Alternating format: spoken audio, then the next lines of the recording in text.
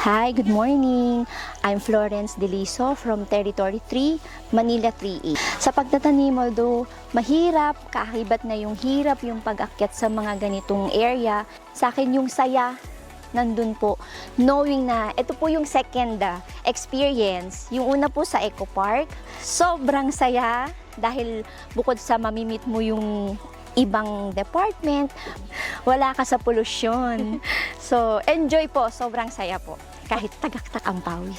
Ito po, kung mapapanood po ng iba, yung mga susunod na magjo-join, hinihikayat ko po kayo na gumaya sa amin, na ilaan nyo po yung oras nyo sa pagkakaroon ng concern sa ating nature, knowing na ang baha, sobra ng kumbaga, nasa lahat na siya, nasa lahat na ng mga lugar. So, ito po yung magiging impact siguro, makaka-encourage sa lahat na tumulong para sa ating kalikasan.